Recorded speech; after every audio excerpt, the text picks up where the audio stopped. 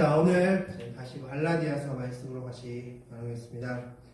다시 좀 복습을 하자면 갈라디아서는 바울의 1차 전도여행 지역이었습니다. 사도행전 13장과 14장 두 장에 걸쳐서 말씀이 나와 있는 그 갈라디아 지방.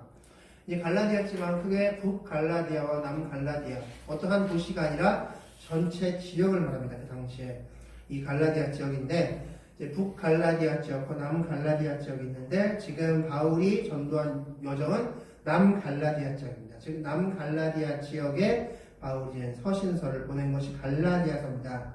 즉 1차 전도여행 끝나고 2차 전도여행 하던 중에 갈라디아서의 소식을 듣게 되죠. 바울이. 근데 그곳에 거짓 교사들이 왔다. 그래서 잘못된 복음, 거짓 복음을 전하고 있다는 소식을 듣고 쓴 서신이 갈라디아서라는 서신입니다. 그래서 갈라디아서는 총 6장으로 되어 있는데 굉장히 내용은 짧음에도 불구하고 바울 서신 중에서 로마서와 함께 최고의 서신으로 꼽히는 서신이 바로 갈라디아서입니다. 그래서 이 갈라디아서 이 6장을 오늘 지금 계속해서 보고 있는데 이 6장 내용을 통해서 바울이 이 갈라디아서를 통해서 이런 메시지를 주고 싶었구나라는 것을 잘 보시기 바라겠습니다. 갈라디아서는 총 6장으로 구성되어 있는데 먼저 갈라디아서 1장은 바울의 사도권에 대해서 말씀하고 있습니다. 갈라디아서 2장부터 4장 말씀은 의로움에 대해서 말씀해주고 있습니다. 그리고 갈라디아서 5장부터 6장은 그 의로운 자가 되었을 때의 삶, 어떤 삶을 살아야 되는지에 대해서 말씀해주고 있습니다. 우리 지난번 봤던 갈라디아서 2장을 다시 한번 복습하면 갈라디아서 2장은 크게 두 가지가 나와 있습니다. 첫 번째가 디도의 무할례 사건이 나와 있고 두 번째가 베드로를 꾸짖는 사건이 나와 있습니다. 이 두 사건을 통해서 바울이 말하고 싶은 것은 율법의 행위로서 의롭게 되는 것이 아니다 라는 것을 말씀해 주고 있습니다. 자, 오늘 이제 갈라디아 3장 말씀인데 이 갈라디아 3장은 크게 두 부분으로 나뉘어져 있습니다. 갈라디아 3장 1절부터 14절 말씀이 그것이고 15절부터 29절이 두 번째입니다. 상반절, 하반절 이렇게 나뉘어져 있는데 먼저 1절부터 14절은 바로 복음의 의미, 복음의 유익에 대해서 말씀해주고 있고 15절부터 29절은 율법의 의미, 율법의 유익에 대해서 말씀해주고 있습니다. 1절부터 14절 오늘 보게 될 1절부터 14절 말씀을 좀 더 나누면 1절부터 5절 말씀은 성령님의 인재에 대해서 말씀해주고 있습니다. 그리고 6절부터 9절은 아브라함의 의로움에 대해서 말씀해주고 있고 10절부터 14절은 율법의 저주에서 해방에 대해서 말씀해주고 있습니다. 오늘 이제 1절부터 9절까지 먼저 보고 다음 주에 이제 10절부터 14절 그리고 15절부터 29절 율법의 유익에 대해서 같이 말씀 나누도록 하겠습니다. 오늘 말씀 좀 어려울 수 있으니 여러분께서 집중해서 잘 들어주시기 바라겠습니다. 자, 먼저 1절부터 5절 말씀입니다. 먼저 1절부터 5절은 바로 성령님의 인재에 대한 말씀을 바울이 전하고 있습니다. 성령 인재, 이것을 왜 바울이 전하고 있는지 말씀을 통해서 확인해 보겠습니다. 먼저 갈라디아 3장 1절 말씀을 제가 읽겠습니다. 어리석도다 갈라디아 사람들아 예수 그리스도께서 십자가에 못 박히신 것이 너희 눈앞에 밝히 보이거늘 누가 너희를 꾀더냐 말씀하고 있습니다. 자, 예수님께서 십자가에 못 박히신 것이 너희 눈앞에 밝히 보인다. 그런데 너희가 누구에 의해서 꾀었다라고 말씀하고 있습니다. 자, 여기서 꾀었다라는 뜻은 눈을 흐리게 했다라는 표현입니다. 그러니까 너희들이 예수 그리스도의 십자가에 못 박히신 것이 밝히 보여야 되는데 너희 눈이 흐려져서 그것을 밝히 보지 못하고 있다라는 말씀입니다. 정작 너희들이 밝히 봐야 될 것을 보지 못하고 있는 중이다라고. 그래서 너희들은 어리석다라고 말씀하고 있는 것입니다. 자, 그렇다면 우리가 한번 생각해 보겠습니다. 예수 그리스도께서 십자가에 못 박히신 것은 지금 이 갈라디아서가 쓰여지는 이 시점이 아닙니다. 바로 그 전 시점입니다. 그런데 바울은 예수 그리스도께서 십자가에 못 박히신 것이 밝히 보인다 말씀하고 있습니다. 그럼 어떤 의미일까요? 바로 우리가 성경 말씀에서 예수 그리스도를 밝히 볼 수 있는 이유와 근거는 무엇입니까? 바로 성령님이 우리 안에 계시기 때문이죠. 성령님이 성경을 통해서 예수 그리스도를 보게 해주시기 때문에 우리가 예수 그리스도의 십자가에 못 박히심이 2000년 전임에도 불구하고 지금 나에게 그것이 보이도록 해주시는 겁니다. 바로 그것을 지금 갈라디아서 3장 1절에서 말씀해주고 있고, 이제 2절 말씀입니다. 우리 다 같이 한번 2절이 중요한 말씀이니까 다 같이 읽겠습니다. 시작! 내가 너희에게서 다만 이것을 알려 하노니 너희가 성령을 받은 것이 율법의 행위로냐 혹은 듣고 믿음으로냐 말씀하고 있습니다. 자, 너희에게 한 가지만 묻겠다. 너희에게 한 가지만 묻겠는데, 너희가 성령을 받은 것이 율법의 행위로서 받은 것이냐 듣고 믿음으로써 받은 것이냐 라고 묻는 것입니다. 자, 이 갈라디아서 이 말씀 앞서 말씀드린 대로 이 남갈라디아서 그 지역에서 있었던 사역의 그 결과에 대해서 어떤 일이 일어나서 쓴 서신이 갈라디아서인데, 이 갈라디아서 사역은 바로 사도행전 13장과 14장에 걸쳐서 이루어졌습니다. 그런데 말씀을 자세히 읽어보면 13장과 14장 말씀을 읽어보면 바울이 사역을 했을 때 어떻게 사역했습니까? 바울이 회당이 있는 지역은 회당에 들어가서, 회당이 없는 지역은 길거리에서 바울은 복음을 전했습니다. 사도행전 14장 1절 말씀에서 이고니온에서는 회당에서 말했고요. 14장 10절 말씀 루스드라에서는 길거리에서 말씀을 전했습니다. 그리고 14장 21절에서도 역시 길거리에서 더베 지역에서 전했습니다. 그리고 그 더베 지역에서 디모데라는 그런 나중에 훌륭한 목회자가 되는 그 사람을 또 만났습니다. 이처럼 갈라디아 지역에서는 사역을 어떻게 했습니까? 바울이 회당이나 회당 밖에서 말씀을 전하는 것으로 했습니다. 그리고 그것을 갈라디아 사람 듣고 그 복음을 믿게 되었습니다. 그 복음은 바로 예수 그리스도의 십자가 복음이죠. 그 복음을 듣고 믿은 것인데, 지금 갈라디아 지역의 거짓 선생들은 뭐라고 말하고 있습니까? 너희들이 예수 그리스도를 믿는 것도 중요한데 율법의 행위를 해야지만이 너희가 구원받을 수 있다라고 가르치고 있습니다. 이것에 대해서 지금 바울이 너희가 어떻게 구원받았는지를 생각해 보아라. 너희가 구원받은 것이 율법의 어떤 행위를 해서 구원받았니? 내가 회당이나 회당 밖에서 전하는 그 복음을 듣고 믿음으로써 구원받은 것 아니냐? 라고 지금 반문하고 있는 것입니다. 그래서 너희가 구원받은 것, 성령 받은 것이 율법의 행위냐 아니면 듣고 믿음으로냐? 라고 질문하고 있는 것입니다. 자, 그럼 3절 말씀입니다. 너희가 이같이 어리석으냐? 성령으로 시작하였다가 이제 육체로 마치겠느냐? 바로 육체의 행위, 바로 율법의 행위로 마치겠느냐? 너희가 성령님을 통해서 듣고 믿음을 통해서 구원받았는데 마지막에는 육체의 행위로 마치며 율법으로서 마치려고 하느냐? 라고 바울이 지금 말씀하고 있는 겁니다. 또한 4절 말씀에 이렇게 말씀하고 있습니다. 너희가 이같이 많은 괴로움을 헛되이 받았느냐? 과연 헛되냐? 즉 많은 괴로움은 무엇입니까? 이 당시에 율법으로서 믿는 것이 아니라 복음을 들어서 믿었다고 했을 때 많은 박해가 있었습니다. 그 당시 유대주의자들에게 많은 박해가 있었는데 갈라디아 지역에서도 역시 마찬가지였습니다. 바울이 떠난 갈라디아 지역에서 그런 많은 박해들, 너희가 복음을 통해서 구원받았다고? 아니야, 너희 율법 행해야 돼! 라면서 그런 많은 박해가 있었는데 그 박해받은 것이 헛되냐라는 것입니다. 너희가 복음을 통해서 구원받았음을 증거하고 다녔기 때문에 받은 박해가 과연 헛된 박해냐? 너희가 그 박해를 그렇게 받았으면서 이제 다시 율법으로 돌아가려고 하느냐? 라고 지금 꾸짖고 있는 것입니다. 또 5절 말씀에 너희에게 성령을 주시고 너희 가운데서 능력을 행하시는 이의 일이 율법의 행위에서냐 혹은 듣고 믿음에서냐 말씀하고 있습니다. 즉 너희에게 구원을 주시고 성령을 주신 그분의 그렇게 하신 것이 너희가 율법을 잘 행해서 하나님께서 구원해 주신 것이냐 아니면 너희를 성령을 주셨기 때문에 너희가 믿은 것이냐 한번 생각해 보아라 라고 말씀하고 있는 것입니다. 즉 이 1절부터 5절 말씀 바로 성령님의 임재에 대해서 말씀해 주고 있는 것입니다. 그럼 여기서 우리가 이제 두 가지 질문, 중요한 질문을 좀 던져보겠습니다. 첫 번째 질문은 이것입니다. 왜 바울이 이 갈라디아 3장 1절부터 5절 말씀에서 성령 임재라는 주제를 꺼냈을까요? 왜 성령 임재라는 주제를 왜 3장 1절부터 5절 이 부분에서 꺼내게 되었을까? 두 번째, 여러분이 하나님을 믿은 것이 말씀을 듣고 듣고 믿어서 그 다음에 성령 충만이 임한 겁니까? 아니면 성령 임재가 임한 후에 듣고 믿은 것입니까?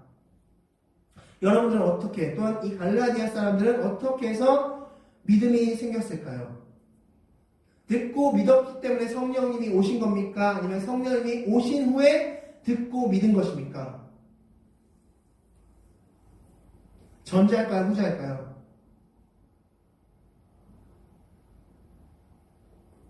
바로 후자입니다. 우리가 성령님이 임재하셨기 때문에 그 성령님의 임재 후에 말씀이 들려졌고, 성령님이 역사하심, 즉 성령님께서 무슨 역할을 하신다고 말씀드렸습니까? 성령님은 말씀을 적용시키는 역할을 하십니다. 말씀을 믿게 하시고 말씀을 적용시키는 그런 역할을 하시는 분이, 그런 사역을 하시는 분이 성령님이신데, 성령이 임재하였고 말씀이 들려졌기 때문에 우리가 그 말씀을 믿은 것입니다. 그것이 순서입니다. 자, 그렇다면 바울이 지금 이 부분을 말씀하고 있는 겁니다. 너희가 성령이 임재하였기 때문에 듣고 믿은 것이다. 그렇다면 이것은 무슨 의미일까요? 어떤 의미이길래 도대체 바울이 이 성령 임재라는 주제를 갈라디아서 편지에 적었을까요? 오늘의 질문은 이것입니다. 자, 이것은요, 바울이 이것을 가르쳐주기 위함이었습니다. 자, 성령 임재 관련해서 우리가 많은 책들이나 논문이라든지 그런 세미나들이 있습니다. 여러분께 한번 질문 드려보겠습니다. 여러분은 성령 받는 법, 성령 받는 역사, 이런 식의 논문 세미나들이 있습니다. 물론 어떤 의미인지는 알겠습니다. 그러나 중요한 건 성령 임재가 내가 원한다고 해서 받을 수 있습니까? 네, 성령님 오세요 한다고 오고, 성령님 가세요 한다고 가는 분이십니까? 성령 임재는, 자, 성령 임재가 있고 듣고 믿었다는 것은 이 성령 임재가 어떻게 시작했다는 거예요? 어떻게? 성령 임재는 내가 주도적으로, 내가 뭔가를 할 수 있는 것이 아니라는 겁니다. 하나님께서 전적으로 하셨다는 겁니다. 전적으로. 이 말인즉슨 너희가 구원받은 것은 너희의 어떤 행위를 통해서 구원받은 것이 아니라 하나님의 전적인 은혜였어! 라는 것을 가르쳐주기 위해서 지금 이 메시지를 꺼낸 겁니다. 율법을 행해서 구원받는다고? 아니, 너희가 구원받은 거, 너희가 성령 임재한 거, 그거 너희가 어떻게 해서 성령 임재한 거니? 너희가 뭔가 막 액션을 취해서 성령 임재한 거야? 아니, 하나님께서 태초 전부터 계획하셨어. 그리고 예수 그리스도를 통해서 그 사역을 이루셨어. 너희가 한 거 아무것도 없어! 라는 것을 가르쳐주기 위해서 지금 이 성령 임재 사건을 말씀해 주신 겁니다. 자, 우리가 말씀을 통해서 우리 역시 확신을 좀 얻으시기 바라겠습니다. 말씀을 통해서 확인하겠습니다. 자, 사도행전 13장 48절 다 같이 읽겠습니다. 시작! 이방인들이 듣고 기뻐하여 하나님의 말씀을 찬송하며 영생을 주시기로 작정된 자는 다 믿더라. 아멘. 영생을 주시기로 작정된 자는 어떻게 하셨다고요? 다 믿더라. 네. 여기에 어떤 자신의 노력이 적혀 있습니까? 너희 어떻게 노력해야 되는 말씀이 적혀 있습니까? 네, 없습니다. 자, 로마서 8장 29절 말씀을 보겠습니다. 자, 다 같이 읽겠습니다. 시작! 하나님이 미리 아신 자들을 또한 그 아들의 형상을 본받게 하기 위하여 미리 정하셨으니, 언제 정하셨다고요? 미리 정하셨다. 미리 아신 자들 미리 정하셨다. 네. 하나님이 정하셨을 때 이미 정하셨다는 겁니다. 지금 갈라디아 교인들이 믿은 것은, 듣고 믿은 것은 자신들의 어떤 행위를 통해서, 어떤 노력을 통해서 자신의 선함이 그 역사한 것이 아니라 하나님이 미리 정하셨기 때문에 된 일이다라는 것을 지금 바울이 말씀해 주려는 것입니다. 자, 말씀을 통해 보겠습니다. 에베소서 1장 4절 5절입니다. 다 같이 읽겠습니다. 시작! 곧 창세전에 그리스도 안에서 우리를 택하사 그 기쁘신 뜻대로 우리를 예정하사. 아멘. 언제 정하셨다고요? 창세전에. 여러분이 지금 이곳에 있을 수 있는 것은 언제 하나님께서 여러분을 구원하기로 작정하셨기 때문에 이곳에 있을 수 있습니까? 창세전에. 이게 바로 하나님의 은혜입니다. 우리가 하나님의 은혜, 가장 큰 하나님의 은혜는 내가 어떠한 노력, 공로를 하지 않았음에도 불구하고 그 공로와 노력을 하기도 전에 그것을 할 수도 없었을 때 창세 전에 우리를 택하셨고 그것을 예수 그리스도의 십자가를 통해서 이루어내셨다는 것입니다. 그리고 그 계획을 이루고자 성령님을 우리 안에 보내주시고 말씀을 듣게 하시고 그 말씀이 진짜 예수님께서 십자가로 죽으셨고 예수님께서 부활하셨네 라는 것이 믿게 하셨고 그 믿음을 통해서 우리가 구원받았고 구원받은 삶을 살게 된 것, 그것이 바로 하나님의 은혜입니다. 그것이 바로 하나님의 은혜, 성경에서 말하는 하나님의 은혜인 것입니다. 여러분들이 어떤 어마어마한 것을 하나님께 받고 그것이 은혜가 아니라 이것 자체 이미 구원 계약하셨고 예수님께서 실행하셨고 성령님께서 적용하신 이것 자체가 구원임을 기억하시기, 은혜임을 기억하시기 바라겠습니다. 자, 말씀을 통해서 다시 한번 확인하겠습니다. 디도서 2장 14절 말씀 다 같이 읽겠습니다. 시작! 그가 우리를 대신하여 자신을 주심은 모든 불법에서 우리를 속량하시고 우리를 깨끗하게 하사 선한 일을 열심히 하는 자기 백성이 되게 하려 하십니다. 아멘. 자, 속량이라고 말씀하죠. 속량이 무슨 뜻입니까? 네, 맞습니다. 네. 속량, 구속 다 같은 말입니다.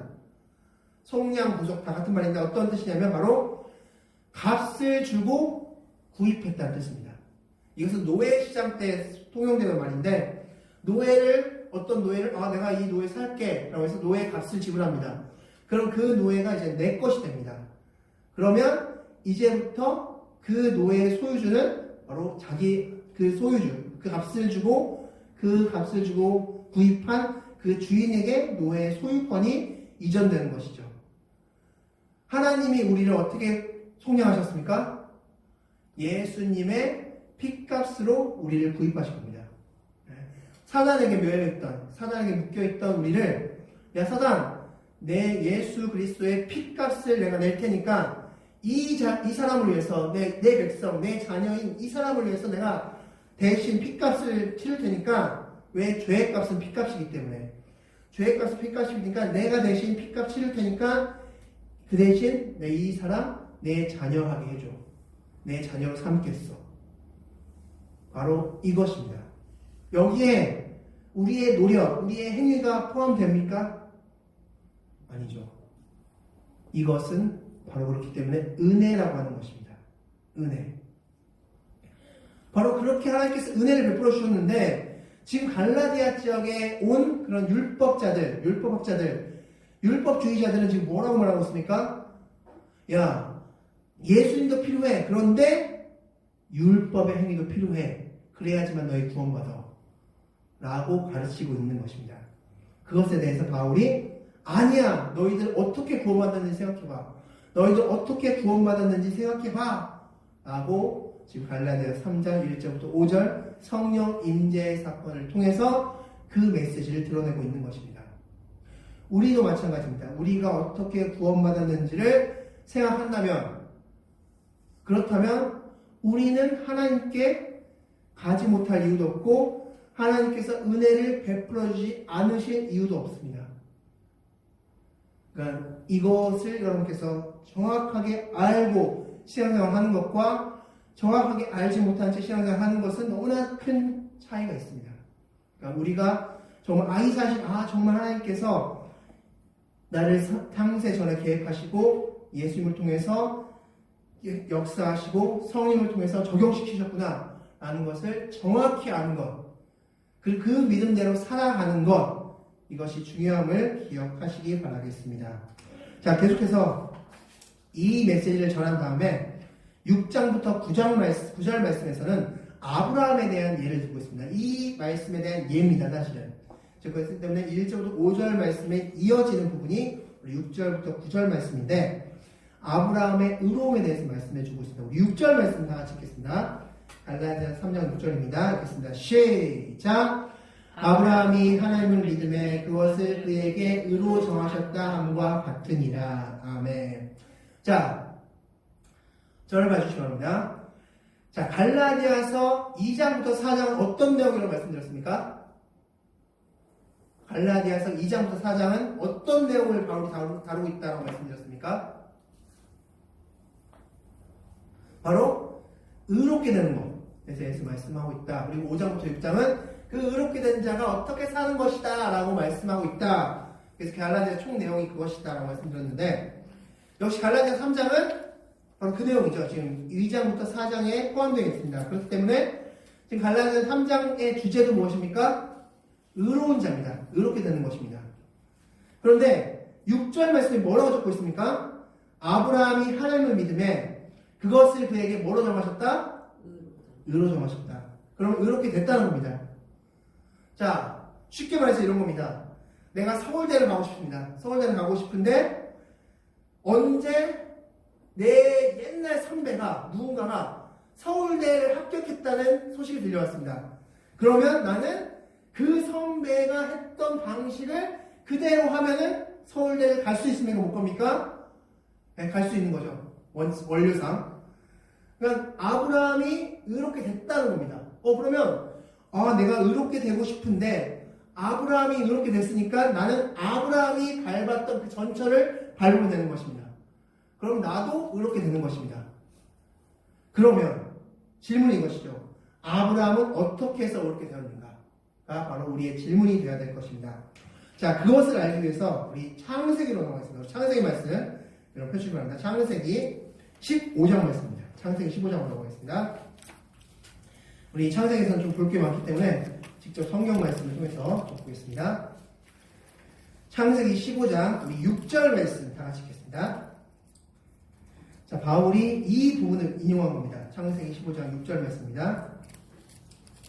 창세기 15장 6절 말씀. 창세기 15장 6절 다 같이 읽겠습니다. 시작! 아브라함이 여호와를 믿으니 여호와께서 그 일을 그의 의로 여기시고 아멘. 아브라함이 여호와를 믿었다. 여호와께서 그 일을 그의 의로 여기셨다 말씀하고 있습니다. 자, 하나님께서 아브라함을 의로 여기셨는데 자, 지금 이 창세기 15장 말씀이 어떤 내용입니까? 15장 전체 이 내용이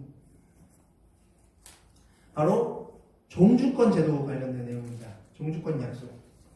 자, 종주권 약속을 다시 한번 설명드리면 짐승이 있습니다. 짐승을 반으로 가릅니다. 그리고 약속을 맺습니다. 두 왕이 약속을 맺어서 그 두 왕, 당사자 둘이 그 짐승 사이를 지나갑니다. 그러면 약속이 체결되는 것인데 어떤 의미냐면 이제 그 약속을 어기면 이 짐승이 쪼개진 것처럼 약속을 어긴 자가 그 짐승처럼 쪼개지겠다. 그래도 아무 말 하지 않겠다. 라는 것을 약속한 것이 바로 종주권 제도입니다. 그래서 약속의 당사자가 두 명이 지나가는 것입니다. 그것이 이제 종주권 제도인데 바로 그 종주권 제도의 장면이 바로 창세기 15장 내용입니다. 자, 그런데 여기서 이제 중요한 것이 있습니다. 우리 17절, 18절 말씀을 읽는데 이 말씀을 읽으시면서 여러분께서 좀 이상한 점을 한번 찾아보시면 합니다. 이상한 점을. 자, 17절, 18절 말씀입니다. 같이 읽겠습니다. 시작! 해가 져서 어두울 때 연기나는 화로가 보이며 타는 횃불이 쪼갠 고기 사이로 지나가라. 그날에 여호와께서 아브라함과 더불어 언약을 세워 이르시되 내가 이 땅을 애굽 땅에서부터 그 큰 강 유브라데까지 내 자손에게 주노니. 아멘. 자, 어디가 이상합니까?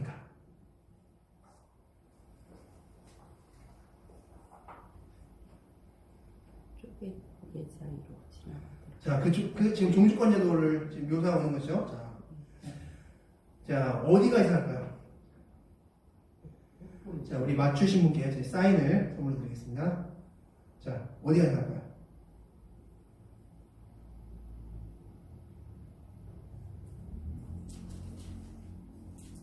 17절, 18절에 이상한 부분이 있습니다. 제가 앞서 설명드렸던 그 종주권 제도의 그 내용과 한번 대입시켜서 보시면 좀 이상합니다. 횃불이 지나간다. 횃불. 네, 그게 뭐가 이상한가요? 두 약속 당사자가 지나가요. 정답. 맞습니다. 자, 17절의 말씀 보면 횃불만 지나갔습니다. 횃불. 여기서 횃불은 하나님을 의미합니다. 자, 제가 앞서 말씀드렸죠. 종주권 제도는 누가 지나간다? 약속 상사나 두 명이 다 지나가는 겁니다.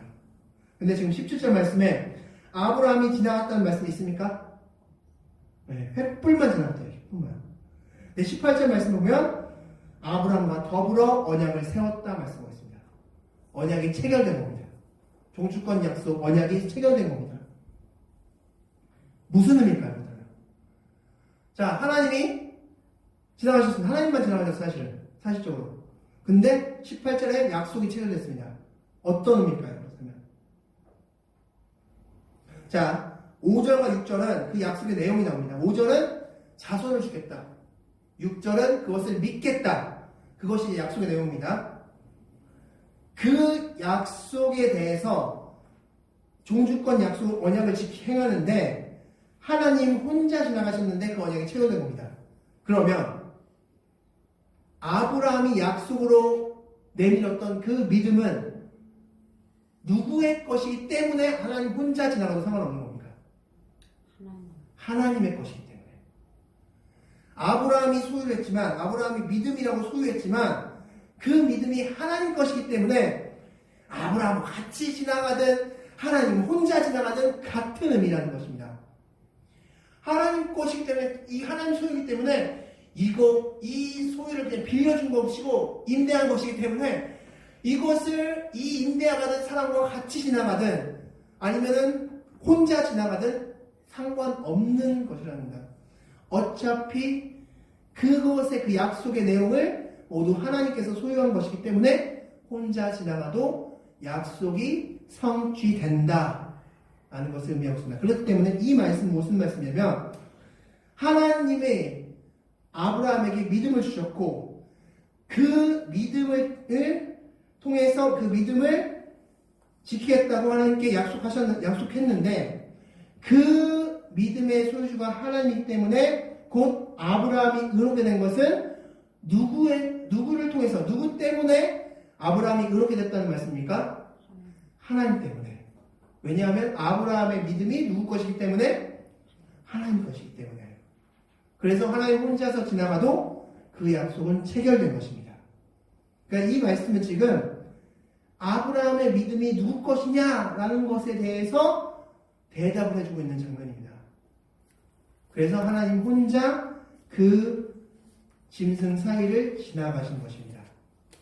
자, 첫 번째는 이것이죠. 아브라함은 어떻게 의로움을 받았습니까? 하나님께서 해주셨다는 겁니다. 자, 우리가 어떻게 의로움을 받습니까? 하나님께서 해주심을 통해서 우리가 의로움을 받는 것입니다. 자, 그리고 나서 이제 두 번째입니다. 그러면 이 아브라함이 가졌다는 그 믿음은 도대체 무엇이냐라는 것이죠. 자, 오늘 본문 말씀인데 제가 화면을 통해서 준비했습니다. 3장 8절 말씀 이런 말씀이 있습니다. 자, 다 같이 한번 읽겠습니다. 제가 읽어드리겠습니다. 자, 다 같이 한번 읽겠습니다. 시작.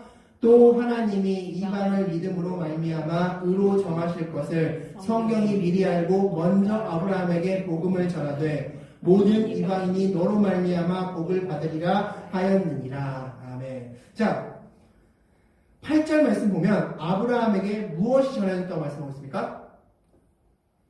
제가 빨간 표시했죠? 복음을. 자, 여러분께 한번 질문 드리겠습니다. 복음이 무엇입니까? 복음. 복음 스토리는 바로 예수님 스토리죠. 사실상. 네. 예수님께서 십자가를 죽으시고 부활하신 그 스토리가 바로 복음 스토리입니다. 복된 소식이죠, 우리에게. 네. 예수님께서 그렇게 행하셨음이 복된 소식인데 아브라함은요, 예수님보다 약 4,000년 전에 있었던 사람입니다. 4,000년 전에 있었던 아브라함이 예수님을 알았을까 몰랐을까요? 논리상 맞지 않죠. 우리가 4,000년 후에 있을 사람을 압니까? 6,000년에 태어날 그 사람을 혹시 알 수 있을까 우리가? 모르죠. 당연합니다. 근데 오늘 말씀에서 분명히 아브라함은 복음을 들었다. 예수님을 알았다라고 말씀하고 있는 겁니다. 예수님을 알았다. 자, 요한복음에 또한 이런 말씀이 있습니다. 자, 다 같이 읽겠습니다. 시작. 너희 조상 아브라함은 나의 때 볼 것을 즐거워하다가 보고 기뻐하였느니라. 아브라함이 누구를 봤다는 겁니까? 여기서 지금 예수님의 말씀입니다. 예수님의 말씀인데 누구를 보고 기뻐하였다고 말씀하셨습니까? 예수님을 보셨다, 보았다라고 말씀하셨습니다. 아브라함이 예수님을 보았습니까? 그런데 예수님을 알았습니다. 자, 그 말씀이 이제 창세기 15장 5절 말씀입니다. 다 같이 한번 읽겠습니다. 창세기 15장 5절, 역시 좀 이상한 부분이 있거든요. 여러분께서 15장 5절 말씀 한번 잘 읽어보시기 바랍니다. 창세기 15장 5절입니다. 다 같이 읽겠습니다. 시작! 그를 이끌고 밖으로 나가 이르되 하늘을 우러러 무뼈를 셀 수 있나 보라. 또 그에게 이르시되 내 자손이 이와 같으리라. 아멘. 자, 여기서 예수님이 있습니다. 어디 있을까요? 예수님이.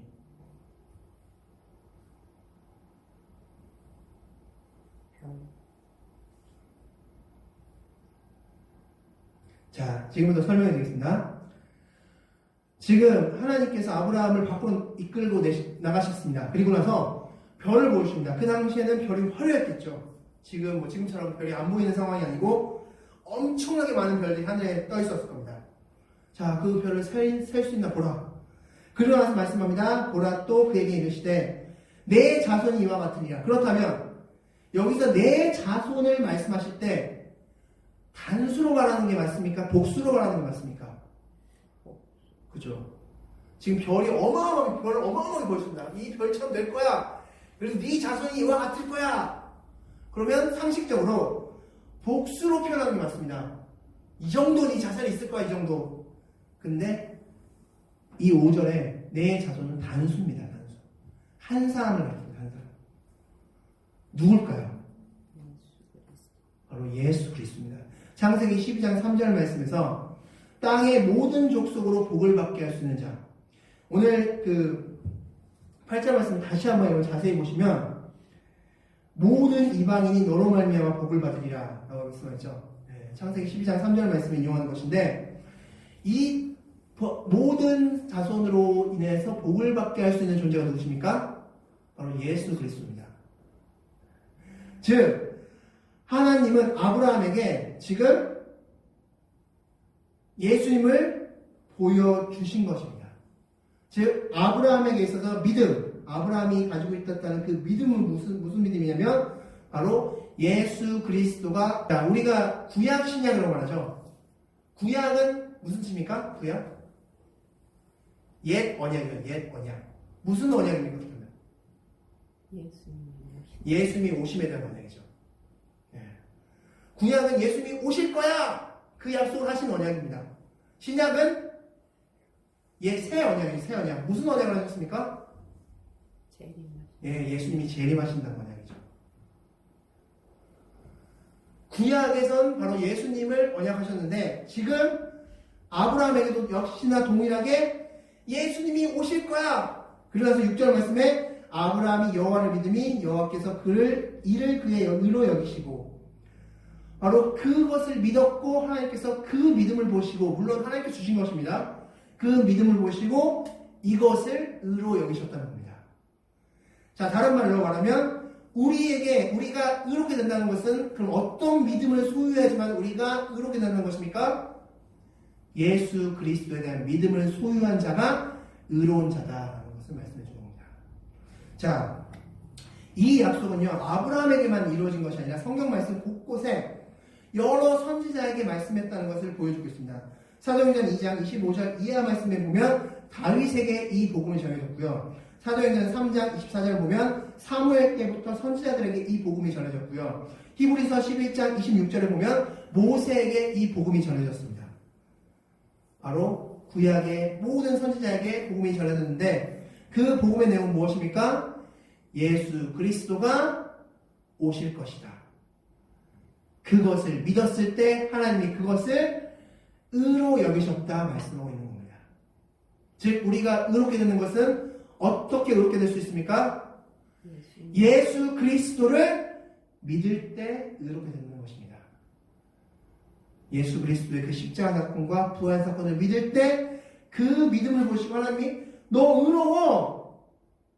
라고 말씀하신다는 것을 지금 바울이 갈라디아 교인들에게 가르쳐 주고 있음을 기억하시기 바랍니다. 우리가 아브라함과 동일한 믿음을 갖는 것은 바로 예수 그리스도를 믿는 것입니다. 예수 그리스도의 십자가 사건과 부활 사건을 믿는 것이 바로 우리가 의롭게 되는 길임을 기억하시기 바라겠습니다. 그렇다면 세 번째 주제입니다. 이 믿음은 언제 받았는가라는 것입니다. 자, 이 믿음은 앞서 봤듯이 창세기 15장에서 아브라함은 의롭게 여김을 받았습니다. 그래서 17장에서 아브라함의 할례 사건이 나옵니다. 지금 거짓 교사들은 뭐라고 말하고 있습니까? 예수님도 중요하지만 너희가 율법, 즉 할례를 행해야지만이 구원받을 수 있어, 의롭게 될 수 있어 라고 가르치고 있는데, 만약에 그것이 맞다면 할례가 같이 나오던가 혹은 할례 후에 아브라함이 의롭게 받았다, 의로움을 인정받았다 라고 말씀이 나오던가 그렇게 돼야 되는데, 실제 말씀 순서는 어떻습니까? 의롭게 받은 다음에 할례가 나옵니다. 즉 아무 상관없습니다. 즉 거짓 교사들의 가르침은 잘못되었다. 지금 바울이 이 갈라디아서 이 내용의 논조는 무엇이냐면, 그들이 주장하는 것은 잘못되었어. 야, 아브라함이 의롭게 받은 것은 15장이고 할례는 17장이야. 어디 관계가 있냐?